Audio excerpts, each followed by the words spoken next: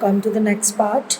Need for separation of substance in mixture, यानी कि उनमें मिक्सचर्स को अलग करने की ज़रूरत क्यों पड़ती है, अब हम उसके बारे में समझेंगे। वो क्यों ज़रूरत पड़ती है? टू रिमूव हार्मफुल कंपोनेंट्स, जो नुकसान वाले घटक होते हैं उनको हटाने के लिए। Sea water is removed from salt is removed from sea water to make the water fit for drinking as sea water is harmful for health. जो नमक है वो उसमें से सी वाटर में से क्यों अलग किया जाता है? क्योंकि उसको पीने लायक बनाया जा सके, क्योंकि जो समुद्र का खारा पानी है वो स्वास्थ्य के लिए हमारे हानिकारक होता है, वो अच्छा नहीं होता। Butter can be obtain from milk, जो बटर जो ऊपर आया होता है उसके दूध के, उसको ऑब्टेन किया जाता है क्यों? और कर्ड को दही जो है उसको चर्न किया जाता है, चर्न यानी कि मिक्स किया जाता है। जैसे हम लस्सी बनाते हैं या कुछ भी बनाते हैं, चर्न करना उसको कहते हैं कि मिक्स करना अच्छी तरह से। क्रूड ऑयल और petroleum is a mixture of several useful components such as petrol, diesel, kerosene etcetera. जो क्रूड ऑयल होता है बनाते हैं पेट्रोलियम से, वो क्यों बनाया जाता है? क्योंकि उसमें कई अलग अलग कंपोनेंट्स होते हैं, जैसे पेट्रोल, डीजल, केरोसिन, ये मिक्स होते हैं। तो उनको क्या कहते हैं, अलग अलग करके उनको सही तरीके से उनको यूज़ करने लायक बनाया जाता है। To remove the undesirable component, undesirable यानी कि जो हमें डिज़ायर नहीं, हमें जो चाहिए नहीं, उनको लिए। Sometimes small stones are present in the pulses and rice which can be harmful if not removed before cooking. Similarly, very fine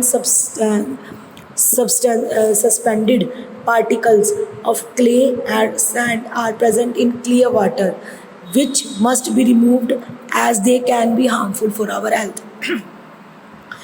यानी कि जो हमें नहीं चाहिए, डिज़ायरेबल है, नहीं हमारे डिज़ायर नहीं है, बट उसमें है तो हमें उसको रिमूव करना है।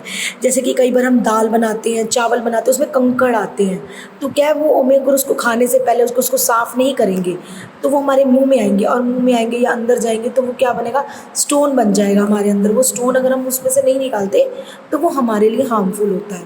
इसी तरीके से अगर पानी के अंदर मिट्टी होती है, क्ले होती है, जैसे अगर हम उसको रिमूव नहीं करते और ऐसे ही पानी बिना बॉयल्ड या बिना फिल्टर्ड पानी पीते तो वो भी हमारी जो हेल्थ है उसके लिए अच्छा नहीं है। उसके बाद थर्ड आता है to obtain pure sample of substance. Pure sample, pure यानी कि बिल्कुल साफ। Pure substances are needed for a variety of purposes. For example, pure gold is needed for making ornaments. Similarly, pure copper is needed for making electric wires. यानी कि pure substance किस लिए needed होते हैं? जैसे ऑर्नामेंट्स बनाने, सोने के गहने बनाने के लिए गोल्ड की ज़रूरत होती है। अगर हम उसको पिघलाएंगे नहीं तो हम उसको शेप नहीं दे सकते। इसी तरीके से कॉपर नीडेड होती है।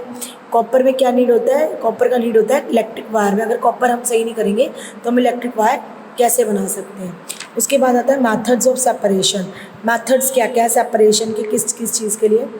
इन day to day life we separate quite a number of mixtures of as routine without realizing what are doing so. For example, we strain tea from tea leaves before drinking it. We wash rice or pulses so as to remove any dirt in them before cooking and so on. In common mixtures, we can see different components present in it. For example, we see stone in rice or pulses.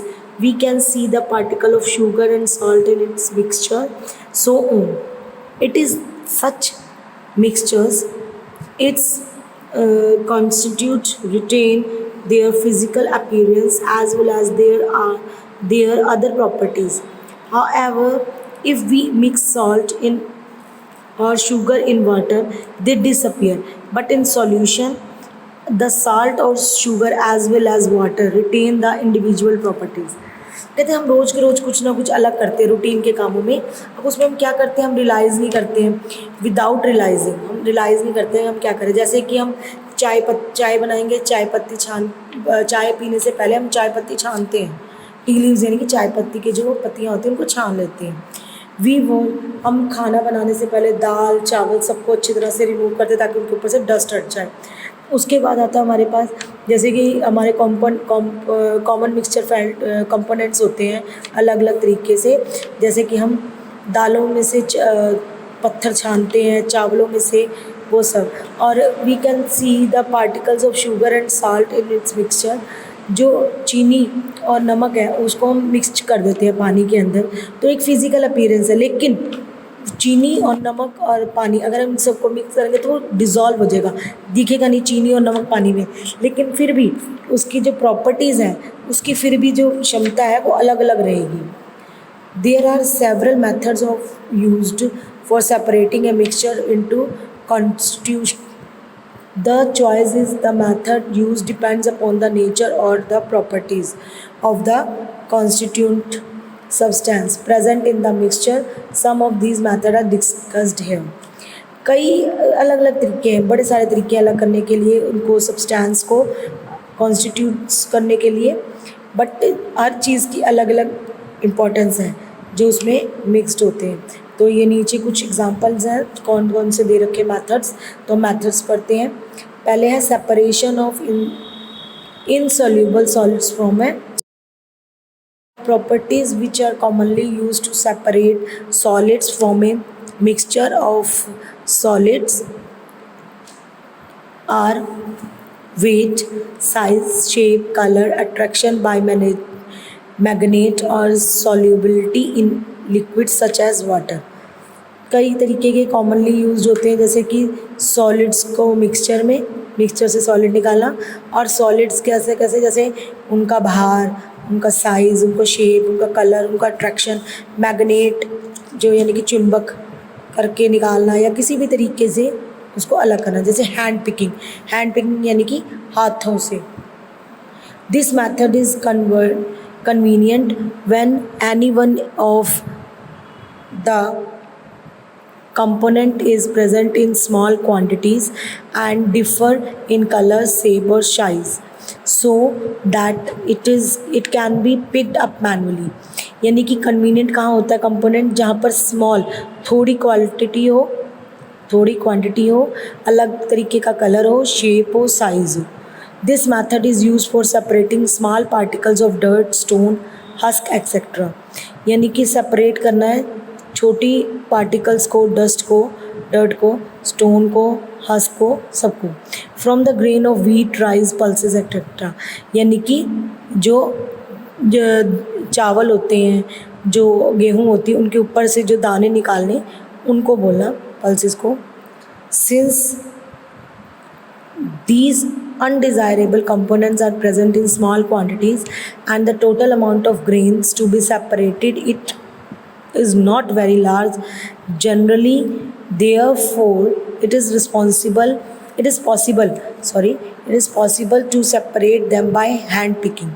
यानी कि जो चावल उगाना, धान उगाते हैं ना, तो ये क्या है, ये हैंड पिकिंग यानी कि हाथों से काम करना, ये हैंड पिकिंग है।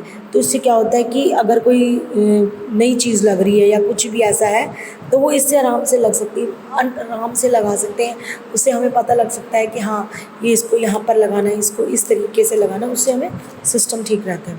उसके बाद आता है थ्रेशिंग क्या होता है, cereals like wheat and rice are source of good food for us. जो हमारे चावल और हमारी गेहूँ होती है, उसके हमारे फूड होते हैं, हमारे सीरियल्स है ना। After harvesting these food crops the grains need to be separate from the rest of plants. This is done by process of threshing.